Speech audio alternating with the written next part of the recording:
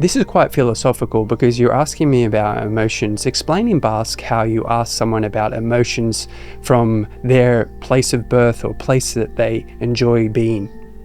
Persona bati bere jaioterriari edo gustuko lekuari buruz emozioei buruz galdetzeko. This is one of the most powerful things of AI and learning the language. It can remember what you've been talking about and go back and make a lesson. Ni Euskal Herrian sortu ninduten. Leku berezia da. Kultura eta historia aberatsarekin. Simple explanations of introduction. So I will ask you, where are you from? And you tell me something interesting, not just general about where you're from.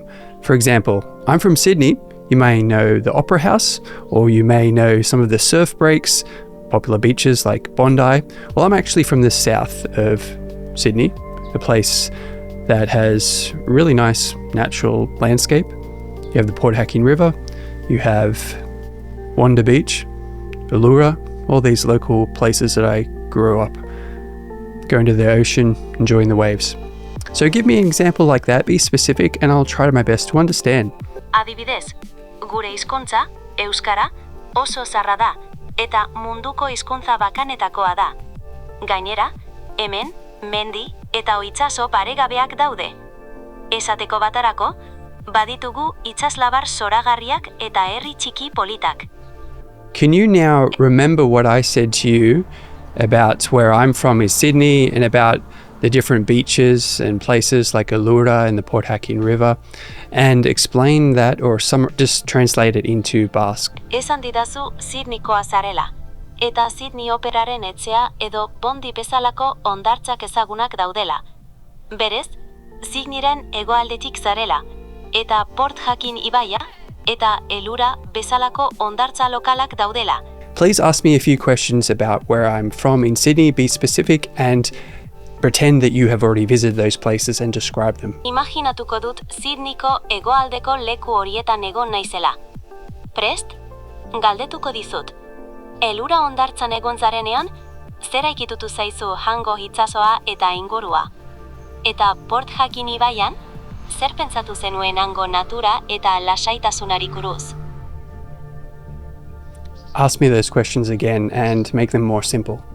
Galderak simplifikatuko ditut.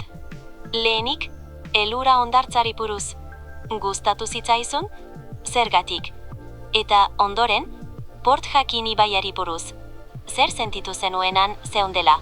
Give a brief summary of those two questions in English, word by word from Basque to English. Brief summary in English, word by word, is Allura Beach. Did you like it? Why? Port Hacking River. What did you feel when you were there? Say that also in Basque. Do a translation of yourself while you're speaking. Ingelesez esandakoa. Allura hondartza. Gustatu zitzaizun? Zergatik. Port Hacking ibaia. Zer sentitu zenuen han zeundela? Hau da euskaraz. Allura Beach. Did you like it? Why? Port Hacking River. What did you feel when you were there? Adibidez, zer sentitzen duzu Port Hacking ibaiaren lasaitasuna nabaritzean? Allura hondartzako haizeak zer iruditzen zaizu arnaz hartzen duzunean? Horrela, leku huiekiko emozioetan zentratzen zara. Okay, repeat those questions and translate mid-sentence to English as you go. Ados, zer sentitzen duzu Port Hacking ibaiaren lasaitasuna nabaritzean? What do you feel when you notice the tranquility of Port Hacking River? Edo, Allura hondartzako haizeak zer iruditzen zaizu arnaz hartzen duzunean? What do you think of the wind at Allura Beach when you breathe it in? It's very salty and beautiful place to be. I love being there. It makes me remember my childhood. Let's talk about that. Ask me more questions. Zuretzat Allura hondartza oso gazia dela, eta leku polita dela esan duzu. Haurtzaroa gogorarazten dizulako. Hori, oso interesgarria da. Kontatuko zenikeko zer ekartzen dizun gogora, hango gazitasunak eta edertasunak? Zer pentsatzen duzu zure haurtzaroko oroitzapen hoietaz?